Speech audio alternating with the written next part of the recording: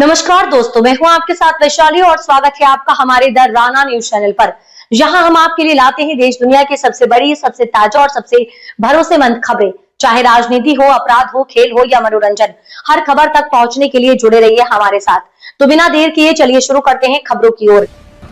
170 दिन सलाखों के पीछे एक आवाज और आज वही आवाज पहाड़ों में गूंज रही। क्या सोनम वांगचुक की रिहाई लद्दाख की नई संघर्ष को नई दिशा देगी या यह एक बड़े बदलाव की शुरुआत है? नमस्कार दोस्तों, स्वागत है आपका हमारे चैनल पर। आज हम आपको लेकर चलते हैं लद्दाख की उन ऊंची वादियों में जहां 170 दिनों की लंबी कैद के बाद जलवायु कार्यकर्ता सोनम वांगचुक की वापसी ने एक नई उम्मीद जगा दी। जैसे वे जेल से बाहर आए, उनके शब्दों में एक नई ऊर्जा और एक नया विश्वास साफ नजर आया। उन्होंने कहा कि इतने लंबे समय के बाद पहाड़ों पर लौटना और लोगों में मिलना उन्हें बेहद सुकून दे रहा है, लेकिन ये सिर्फ एक रिहाई नहीं बल्कि एक आंदोलन की नई शुरुआत भी हो सकती है। वांगचुक ने अपने संघर्ष के पीछे के मकसद को दोहराते हुए कहा कि लद्दाख के लिए एक नई सुबह जरूर आएगी। वांगचुक ने संकेत दिए कि अब बातचीत का रास्ता खुला है और केंद्र सरकार के साथ लचीले रवैये के साथ आगे बढ़ना चाहते हैं। उन्होंने साफ कहा कि कोई टकराव नहीं बल्कि समाधान की दिशा में एक लेन देन की प्रक्रिया है, जहां दोनों पक्षों को एक दूसरे की जरूरतों को समझना पड़ेगा।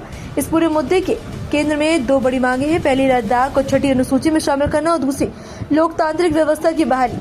हालांकि क्षेत्र में कुछ संगठनों ने साफ कर दिया कि वे अपनी मांगों पर कोई समझौता नहीं करेंगे, लेकिन वांगचुक का ये लचीला रुख क्या किसी बड़े समझौते की ओर इशारा करता है? ये देखना बेहद दिलचस्प होगा। आपको बता दें कि वांगचुक को पिछले साल लेह में हुए विरोध प्रदर्शन के बाद राष्ट्रीय सुरक्षा कानूनों के तहत हिरासत में लिया गया था।